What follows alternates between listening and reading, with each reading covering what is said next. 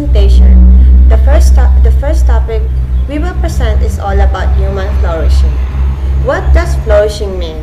When we talk about flourishing, this is the state of a person where they experience positive emotion, psychological function, and a positive social functioning. So let us go back to the main topic. Human flourishing is a Greek and Western concept that is often misinterpreted by an overdeveloped and highly technology society. In other words, this is a self-actualization and fulfillment within the context of a larger community of individuals. Each has the right to pursue his or her own effort. According to Aristotle, this is an end of there is an end of all the action that we perform, which we desire for itself. This is what is known as eudaimonia, flourishing or happiness, which is desired for its own sake, with all other things being desired on its account. Eudaimonia is a property of one's life process, when considered as a whole, or we could say that this is the pinnacle of happiness attained by a human. Flourishing is the highest good and of human endeavors, and that towards we all action aim. It is a success as a human being. The best life is one excellent human activity. Ernst Friedrich Schumacher is a German British statistician and economist who is known best for proposals for human scalar, decentralized, and appropriate technologies. So Schumacher created an entry essay about Buddhism economics. He used the religious and moral principle to question human flourishing. He opened the essay with the line, "Right livelihood is one of the requirements of the Buddha's Eightfold Path. It is clear, therefore, that there must such a thing as Buddhist economics, spiritual health, and mental well-being are not enemies. They are natural allies," as Schumacher. Buddhist countries has their own way of living to their faith, to heritage. So they see the conflict between the religious values and economics process with spiritual and material well-being as allies, not an enemy entities. There are always a wrong assumption in the field of the way of economy of the Buddhist countries without even finding what is the truth behind of this. Like how economists assuming that their science is an absolute truth without presupposition. Schumacher says that the source of wealth is human labor. Why? Because Schumacher explained that labor is like letting go of leisure and comfort. Relation to this is the wages. We understand it as the compensation for the sacrifices we made. And in the relation with this, in the understanding, there is also two kind of views. First is the employer's vision and output without the employees. While the workforce invasion, it is an income without employment. There are a lot of views that should be considered while we understand the human flourishing. This into the word blesses those who do it and equally their products. They should do what part they're given to in order to get a good productivity. Schumacher claimed in Buddhist economics therefore highlight two things, non-violence and simplicity. Why there are non-violence and simplicity? Because in Buddhist point of view, when it comes to work, there is threefold function. The first is to give a man chance to utilize and develop faculties. Second is to enable him to overcome his egocentredness by taking a part to common tasks. And lastly, to bring forth the good and services needed for becoming existing. This kind of work, organized work, it can start for leisure that is complementary part of living process, and it should be not separated the joy of the work and the bliss for leisure. The mindset represents the central injunction of Buddhism. Cease to evil, try to do good. To for me is that we can say that doing a good work without doing bad things to have a good work and blissful life. Because being a person will always make being a good person will always make everything go to the right position.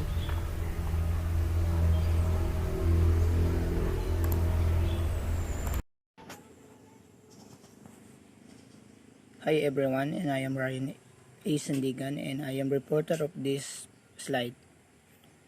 From the point of view of Buddhism economics, production from local resources for local need is the most rational way of economics life, while dependence on import from apart and consequent need to produce for export to now and distant people highly economic and justifiable only in exceptional cases and on a small scale. One of the main assumptions of Buddhism economics is that people are very interdependent with each other. In result, Buddhism tends to be so much supportive on their own local production, in which has a good effect on their economy, instead of importing from the other countries. And the second, it is the light of both immediate experience and long-term prospect that the study of Buddhism economics could be recommended, even to those who believe that economic growth is more important than any spiritual or religious value. And the study of Buddhism economics could be advocated. Even the people who believe that economics progress is more essential than spiritual or religious values. Based on both immediate experience and the long-term possibilities is not a matter of selection between modern progress and traditional stagnation, but rather of determining the base course of development. Lesson 2. Technique and esteem. What is technique and what is esteem, and how can we differentiate the two? First, we talk about technique. According to Aristotle, technique is much more on focused on production and construction, which includes the craftsmanship, handmaking, or everything that people doing currently.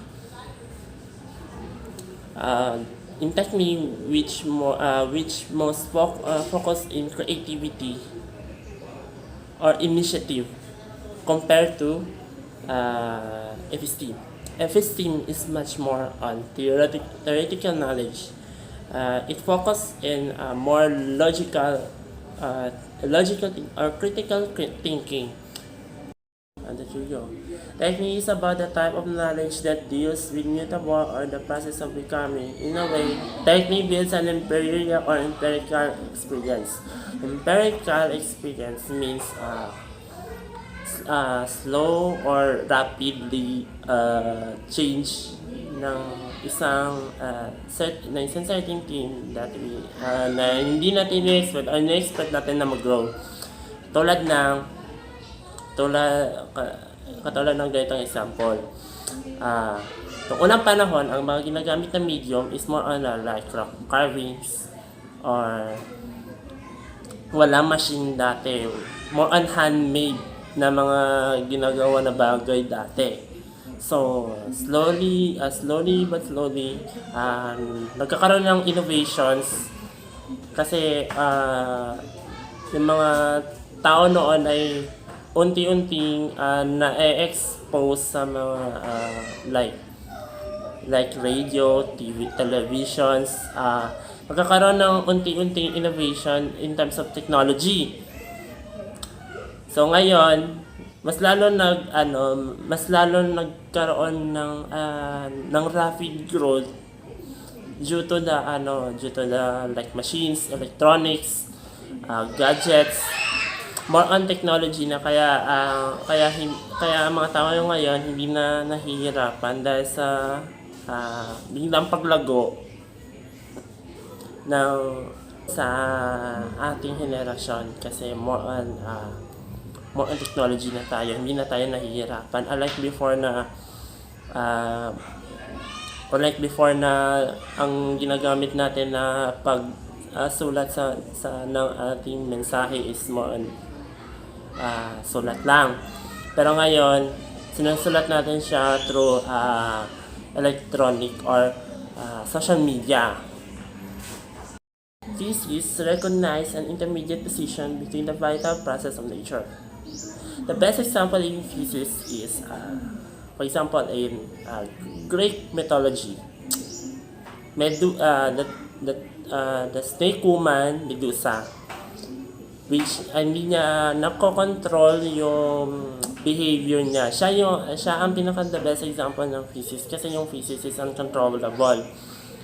Hindi natin nakokontrol yung society na wag gawin yung ganito, wag gawin yung ganyan. Technique involves a more complicated process than mere generation. Gaya ng sinabi ko kanina, as time pass by, nakakaroon tayo ng innovation which is naging uncontrollable na due to the creative thinking ng mga craftsmen. For example, yung electricity plant.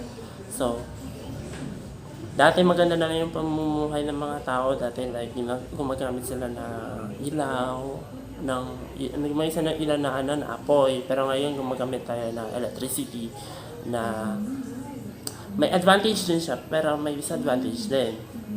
Kumbaga, maaaring maka-apekto din sa ating kalikasan or malaking tulong din sa atin sa ating society. So it gets more complicated compare noon kasi noon hindi naman masyado nakaka-apekto sa nature yung pagsindi ng ilaw. According to Socrates, only the craftsmen are able to demonstrate a type of knowledge that is sound and specialized. In a way, they are able to demonstrate their technical knowledge as absolute. So, according to Socrates, he only hates political system because of they are more logical. Pero mas lalo naging hate niya yung craftsmen because ang craftsmen may ability sila na para nagkakaroon ng advantage or disadvantage sa nature. Kasi ang craftsman is more on technical rather than as a political na more on logical. Ang craftsman ay may abilidad na makagawa ng mga bagay na hindi natin alam na maaaring maka-apekto sa society at nagkakaroon at naging nasanay na tayo sa ganun na konsepto. Scientific knowledge, it is a concern in what is necessary. Rough knowledge or technique, much focus on production, contrast with action. So we can see the differences ng episteme and technique. Episteme much more on logical more than technique. Ang technique kasi more on technical sa production, sa construction, sa paggawa ng mga bagay. So that's it for today. The lesson to technique and history.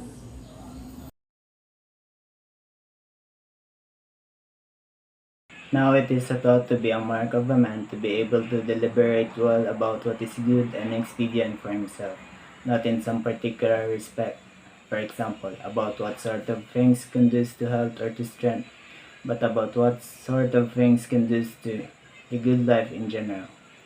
This shown by the fact that we credit men in particular with practical wisdom in some particular respect when they have calculated well with the view of some good end, which is one of those that not the object of any art.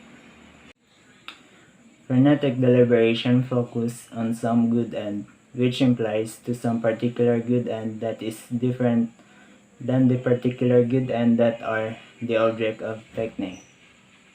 For the last topic in this video, we were going to talk about the good life. For brief introduction, the pursuit of tekne makes sense only to the extent that it pushes forward the attainment of what the Greeks call eudaimonia. If it does not push forward, then tekne loses its value. For you guys to know, eudaimonia defines happiness as the pursuit of becoming a better person. Now, Aristotle distinguishes between unqualified deliberative excellence on the one hand and deliberative excellence with reference to particular end on the other hand. But in the universal view, it seems that unqualified deliberative excellence is that which succeed to reference to the unqualified end, which the best format of things attainable by the actions and which Aristotle identifies as eudaimonia. Also, pronetic deliberation distinguished from techne deliberation by two things. The number one, tele or virtuous actions, which are constituent means to the end of eudaimonia. Number two, the aim of its agent, who aims at eudaimonia. For starters, in order to aim at living well, the pronimus has to have some conception of eudaimonia.